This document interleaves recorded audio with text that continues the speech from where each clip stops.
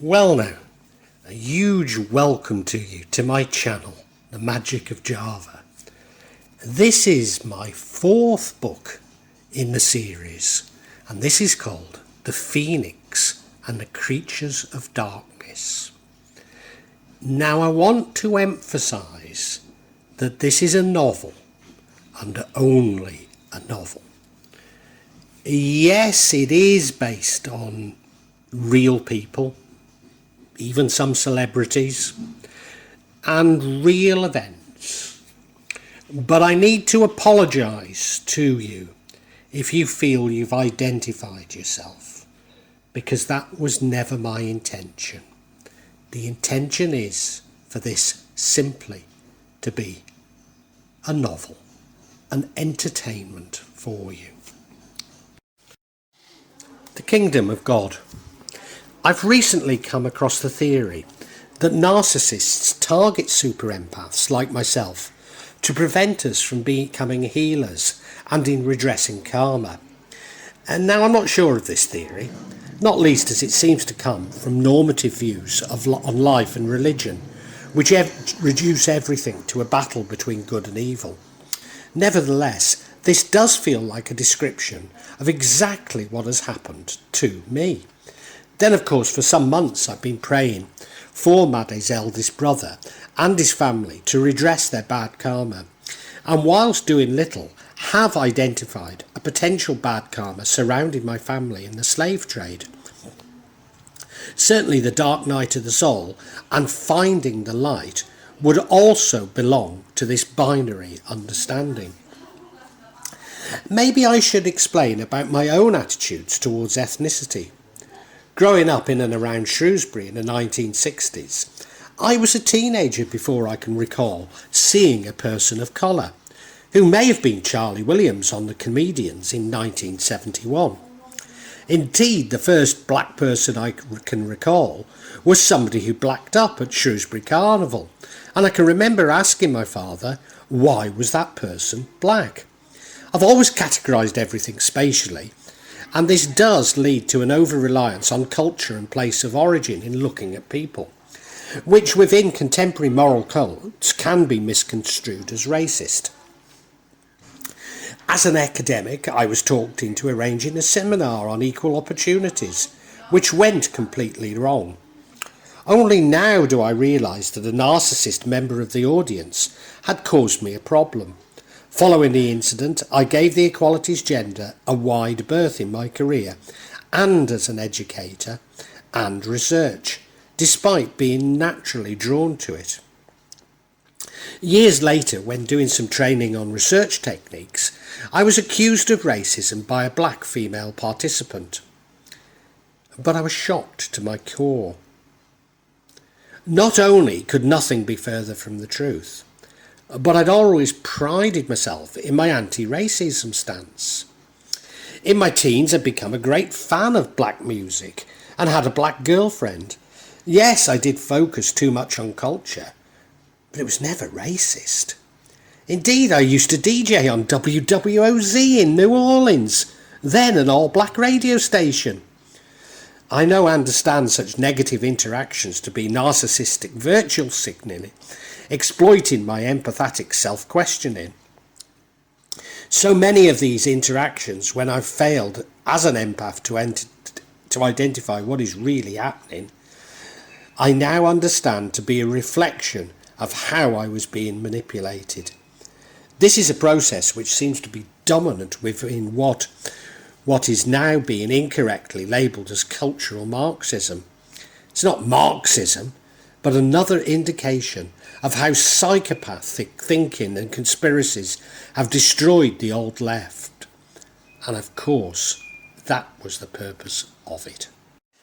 The Frankfurt School are seen as the origins of cultural Marxism, but when discussing culture, they were discussing how culture promoted the hegemony of dominant economic powers, not as a source of revolution. This is similar to my own argument, except I now see narcissism rather than capitalism as the ultimate culprit, and love rather than revolution as the solution. The Frankfurt's main concern was developing a critical theory by which these dominant forces might be challenged. And it's true that people like Brecht did attempt to introduce some critical theory through culture. But that's a long way from using liberation movements to institute revolution.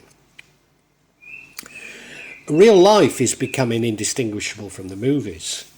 The sound film, for surpassing the theatre of illusion, leaves no room for imagination or reflection on part of the audience, who is unable to respond within the structure of the film, yet deviate from its precise detail without losing the thread of the story.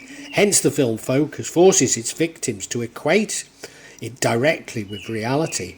The stunting of mass media's consumers' powers of imagination and spontaneity does not have to be traced back to any psychological mechanisms. He must ascribe the loss of those attributes to the objective nature of the products themselves, especially to the most characteristic of them, the sound film. They are designed that quickness, power of observation and experience are undeniably needed to apprehend them at all, yet sustained thought is out of the question if its spectator is not to miss the relentless rush of facts. Theodor Adorno and Max Horkheimer, 1944, The Culture Industry, Entitlement as Mass Deception.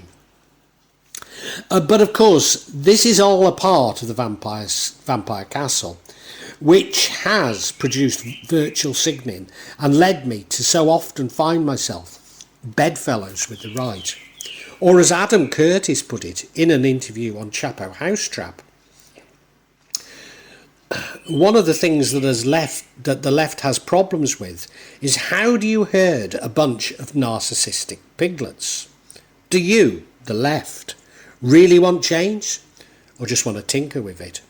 Because there's many people out there who have nothing to lose, but they're being led by the right.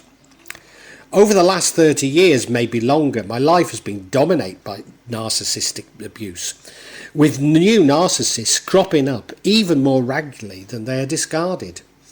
Now, with my vibration growing, I'm bound to be attracting such people, as without being aware of it, everything I do is becoming so high profile. Since narcissists, deep down, feel themselves to be faultless, it's inevitable that when they're in conflict with the world, they will invariably perceive the conflict to be the world's fault. Since they must deny their own badness, they must perceive others as bad. They project their own evil onto the world. They never think of themselves as evil. On the other hand, they consequently see much evil in others. M. Scott Peck. It's a useful thought if in my flawed opinion, that the fight I've unwittingly found myself in is between psychopaths and narcissists is spiritual warfare. Flawed because I do not believe the devil and evil to be metaphors. I do believe them to be metaphors to remind us to submit to God, but also because I believe these to be internal to me and a part of my daily jihad to keep myself from being seduced by the beliefs of the narcissist. So it's not a battle with people, but against their will, impacting on my own submission to God. He who hath conquered the coward spirit, his own coward spirit, have conquered the whole outside world. Tom Hughes in Tom Brown's school days. Furthermore, the spiritual battle implies that I have a duty to expose narcissism, but this is something I may resist as it serves no purpose, although exposing narcissistic thinking and institutional behaviour may be valid. Why me? Why am I so arrogant that I believe that I should lead a fight against narcissists, and in particular their distortion of society? Well, narcissists have no respect for truth. True, I may have realised that there is no absolute truth, but narcissists manipulate and construct truths, not explore the validity of truths. No, exploring truths is my preoccupation as a truth seeker, as an empath. So this is a battle between 1% of the population, the empaths, and 10 to 20% of the population, along with their flying monkeys. What's more is that the most ruthless of these people currently hold power in our society. Is this the reason why I seem to have made so many bad enemies in my life? People determined to destroy me. Certainly I've not attempted to create enemies. But I am like Maddie and want to make everyone happy. No, I must realise that people are frightened of me and my power.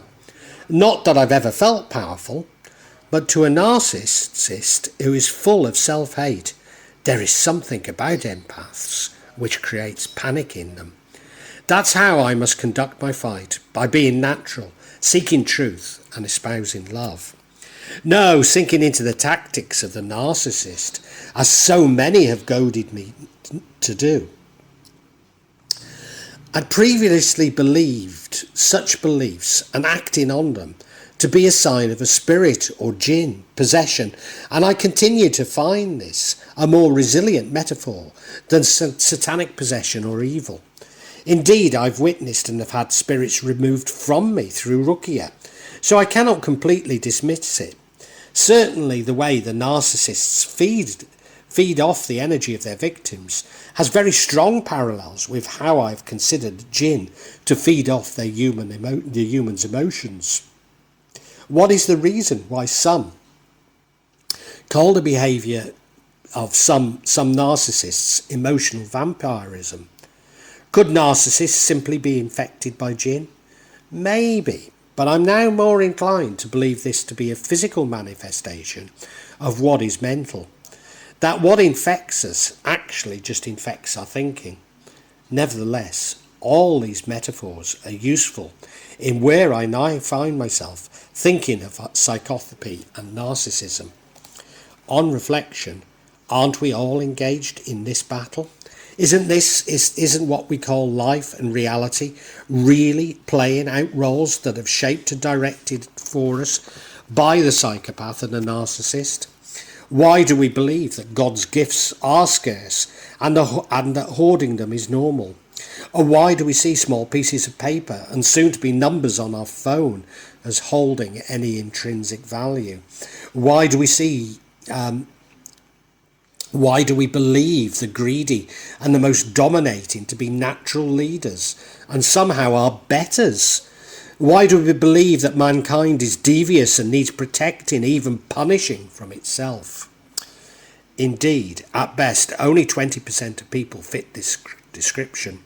So why do the rest of us have to be constrained by rules which are meant to contain them, but reward those of them who are clever enough to circumvent these rules? This is the hegemony of the psychopath and narcissist. If we stop pursuing the goals of the psychopath, stop acquiring their trinkets, stop competing, and above all, reject their authority, allow love to dictate how we behave, we are entering the period of no contact. This is the way we achieve fundamental change in society, not by bloody revolution, but by ignoring them.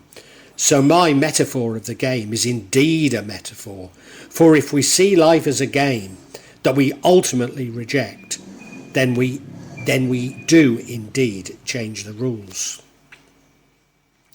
Freud made the discovery quite genuinely, simply through working on his own material, that the more deeply one explores the phenomenon of human individualization, the more unreservedly one grasps the individual, his self-contained and dynamic entity, the closer one draws to that the individual which is really no longer individual. Theodor Adorno, Introduction to Sociology. I know that by now you're screaming at me. It's all right for you up a mountain in paradise, growing your own food with not a care in the world. But we have to work to pay off a mortgage on an apartment and a loan on a car we drive to work. Well, for sure, that rejecting this is the only solution, and we do this through love. but finding the solution is my, and indeed our common mission. Not only will I devote the rest of my life to this, but also letting you know that I'm getting on in my writing. Now that really is the meaning of life. Given the pain that so many of us have experienced at the hand of the psychopath and the narcissist, it is tempting to see them as another race or different creatures. Now, whilst their left hemisphere of the brain is dominant, and this has been called the reptilian brain, isn't this a little too easy to define them as reptilian? No, they're humans like us, and we do need to find a way to live with, but not to allow them to infiltrate our thoughts and destroy how God wants us to live with each other. Indeed, the angry reaction I've come across towards narcissists is a narcissistic reaction. Authoritarian laws, strong-arm policing, tough justice and jails are all indicative of narcissistic thinking and the very solutions we must reject. But where will I find the solution? Where even should I begin my search? In my dasa, of course, up the mountain that pulled me to it. Because here is a community in which psychopaths and narcissists live. Sometimes it feels like more than in the general population, but by and large the community has found ways to limit their influence. So my brother-in-law is ostracised, sent to Coventry or Tangerang Banton, as I've chosen to call it, which is really a form of no contact. Of course, from time to time the outside world does enter our dasa with its psychopathic assumptions, such as during elections, but normally our dasa is left to live as God intended. Where still from time to time the greed and evil do break out, such as the tragic events which killed a quarter of the dasa, but such incidents are a part of the collective learning and not a collective amnesia. Those of you who followed each of my episodes may recall that we were often told to change our phone numbers and email addresses. Well, this is also part of the no contact that we impose on the narcissist. I wonder if Indonesians have already worked out that those engaged in black magic are narcissists and have developed the mechanisms to deal with narcissism whilst defining it all as black magic. Maybe I now understand the reaction of primitive people when they are contacted by the West. They're not in awe of our technology, our behaviour towards these fetishes like mobile phones. No, they're looking at us saying, why have you allowed the psychopaths and narcissists to dominate you? Have you not learnt the lessons of the past and found a way to live in peace with each other? How primitive these people are with their strange body coverings and useless objects. They worship these objects but know nothing about humanity and God's love, believing that they can control God's universe when allowing themselves to be controlled by those who must be kept in check, allowing themselves to be distracted and controlled by their tools rather than seeing tools as enabling them. In any field, the strangest thing. In any field, find the strangest thing and then explore it.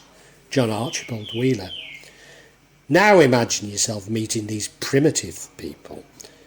How could you tell them about the mortgage on your apartment without a garden and a car which takes you to a workplace for pieces of paper, if we are lucky enough to still have some?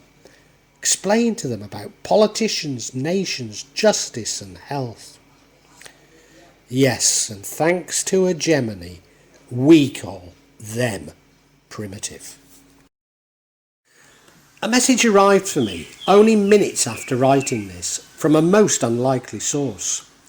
Around the height of our problems with black magic, I realised that my money was running out and asked my financial advisor to sell some investments. But the company insisted on an original signature from me and that the money had to go into a UK-based bank account. So far from getting some money quickly to Indonesia, it took months and a great deal of effort from me. As a result, I decided to sell all my investments with this company And despite sending them written instructions to do so, it didn't quite happen.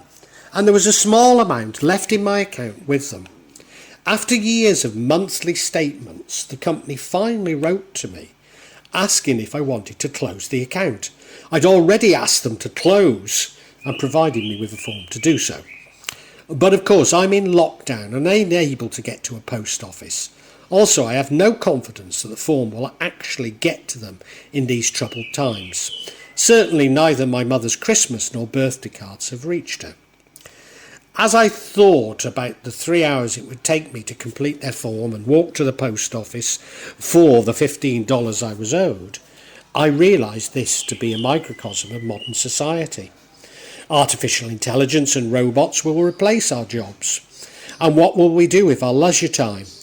Well, we will spend it sorting out the issues just like these that have not been considered as companies develop their systems and insist the only way to deal with them is their way. Such problems increase exponentially when cash is disposed of, and we have to rely on smartphones to spend money. What should we do? Does it not also massively increase the possibility of crypto crime? I have for some time believed that crypto crime is backed by very powerful interests, including politicians and governments. And certainly the KuCoin heist appears to have been orchestrated by North Korea. But I do not want to simply point the finger towards the usual culprits, North Korea, China, Russia, as it seems to me that crypto crime is an obvious hustle line for security services around the world. Months after having these thoughts, cybercrime and ransomware hit the agenda, leading to calls government-backed digital currencies and the banning of independent digital currencies like Bitcoin. Now, why am I not in the least surprised? But it will be the user-to-user in AI and robotics across a swathe of industries. Well, why not ignore their systems and trade amongst themselves? Even simply give away our surpluses and receive the surpluses others have. Indeed, after receiving this letter, I went grocery shopping with Maddie and was struck that all the stores in the mall were selling smartphones, often quite aggressively. Could it be that the new world that is planned for us could be disrupted by us simply refusing to replace our smartphones? So we stop engaging gradually by rejecting the new technology which is planned to seduce us into more narcissistic control systems. Given that I have little money and time on my hands, I began to collect the information required to fill out their form, all in all spending some 30 minutes. It was then that I discovered that there was a time limit on returning the form, which would be impossible to comply with on sending from Indonesia. Now, this is a very common trick I've encountered with UK service providers, which allows them to do what they want with impunity. A microcosm of how they will attempt to force us to use their digital currencies, for example, when paying taxes or for other government service. In this case, the outcome was benign, as the default was to put money into the bank account they had been instructed to put it in the first place, and to find whose details I was struggling to find, given that it's now paperless. Once again, dear reader, you'll have concluded that I have too much time on my hands to worry about such minutiae. You are, of course, correct. But it's through this minutiae that the truth is revealed to us, that we can begin to understand what is behind the huge forces which will affect all our lives. It's through this minutiae that we train our subconscious to take small steps, ultimately learning to manifest what was first believed to be impossible. Indeed, this is the very issue that the psychopath who targeted me on YouTube picked up on, which I interpret as the universe fighting against and testing my own awakening. To a degree, I've become a little wary of manifestation, balancing it with submitting to God's will. But this episode has also made me realise that whilst I might not have a duty to manifest great wealth for myself, I do have an obligation to help my humanity fight the evil which I now feel. This begins with small steps, and that I feel possible, training my subconscious to accept the grand and the noble. So like everything, it's about your intentions and about doing the right thing at the right time and not abusing these gifts. The kingdom of God is both outside and within, and I can use my own inner power to achieve balance. Now, I've never believed that I would find an argument in favour of white magic, given my scepticism about Wicca and the fluid boundary between white and black. But I believe this is exactly what I have done. So the light that I've recently found is pure love. And that is what we use to fight greed and selfishness. If you want to see this as a fight between black and white magic, then please do so.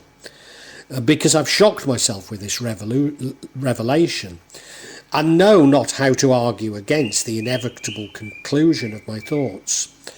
Although on reflection, I had instinctively behaved like I already knew this revelation, and was simply my conscious, keeping up with my subconscious. Have I just argued that the universe balancing itself and karma are actually through man's thoughts and actions? That the self-organising universe sometimes requires us to help in this organisation, especially when the imbalance is created by man? I think maybe I've argued that we have a profound role, without that having been the focus of my inquiry. But of course, I'm not arguing that we have a duty to take revenge, for that is not how I've discovered karma to work. No, the universe and karma are built on the light and love. The karma comes to those who realise that they do have the light and the love. You do not need to hasten this realisation. So the next question is, where do we get our intentions from? This takes us back to consciousness being everything, that all is made of consciousness and consciousness creates all. So connecting with universal consciousness and with God is about connecting with your inner self. And that treadmill of life really is designed to prevent us from doing so. What to some readers is me having too much time on my hands releases me to receive this profound knowledge, whilst whatever it is that means they have no time is exactly that which is preventing them from receiving this knowledge. Now, the person who attacked me on YouTube was arguing that it was impossible to change the properties of what we might call material objects. But everything is consciousness, and we believe this to be possible, then it is possible. But why is it seemingly so difficult? Well, because the wavelength of what we call inanimate objects is very different from our own. So even small changes really are a challenge, but certainly not impossible. While seemingly major changes in the world of man would be much easier to achieve. After all, even narcissists are nearly on our wavelength. We're taught that alchemists wanted to change lead to gold. But why would they focus on something so difficult and mundane when the profound was within their grasp? So yes, start with the small and seeming mundane, but as your confidence develops, you can achieve miracles. Of course, had I not been challenged by the person on YouTube, I would not have reflected on the issue at all. So I would not have arrived at these revelations. This truly is the importance of focusing on what others see as the ephemeral, For in this mundane there exists profound knowledge, and in contemplating material science there lies only subjugation and heartbreak. As I wrote this, I came to yet another comment on YouTube, which despite its importance appears to be random. There are no secrets. The world reveals itself to anyone who sits and spends time contemplating the simplest things. As Maddie and I walked up our gang to the supermarket, Bar Annie and her daughter passed us on a motorcycle, shouting a warm hello to Maddie. Maddie spent all night breaking wind, and we both concluded that we'd found a way to rid ourselves of the power of our neighbours, once held over us. Only 3 years ago this would have been a miracle. Now it's completely natural to us. As I have mentioned so often, I'm experiencing the dark night of the soul, and revelations keep coming to me. But there is one which I am still to decipher. This is related to the time and money I spent trying to sell Anglo-Irish building products in Indonesia. And nothing seemed to make sense as I look back on it. Why, when I had uncovered the largest order this company had ever made, did I not receive more support from the company? Why, when I approached this company's competitors, did their calculations fail to show the return on investment that I had been fed by the Anglo-Irish company's salesperson? Then why, when I reported my concerns to the Anglo-Irish company, did they fail to act on it? Yes, of course, I was being exploited in a narcissist trap and had my character assassinated by them. But what was the point of it all? Was it simply that my partner from Liverpool believed that he could make off with many millions of dollars and deliver nothing to the buyer in Indonesia? Was the connection to the Irish company something of a smokescreen, with a few important employees being offered a share in the fraud? There's something missing to this story, and maybe that is the betrayal that my tarot keeps telling me about will be revealed. And it's not about Branwell's paternity as I believed. I've so long believed that MI6 could in some way be behind some of the strange things that have occurred since I moved to Indonesia, and particularly in Vietnam. Could these events also be related to MI6? Even though I don't have a shred of evidence to support this view. Now, I really am going into complete conjecture, yet somehow feel there's far more to this incident than has been revealed to me. Certainly, I've long known that MI6 are particularly interested in international money laundering. I believe, but cannot be sure, that they attempt to use those with money to hide, to use their expensive services of the City of London when they uncover such subterfuge, and not a desire to see these despots brought to justice. Although, of course, it would be a good method of recruiting overseas assets. Could it be that I was identified as having made important contacts across Southeast Asia, and MI6 wanted to investigate my contacts and potentially set up a sting operation?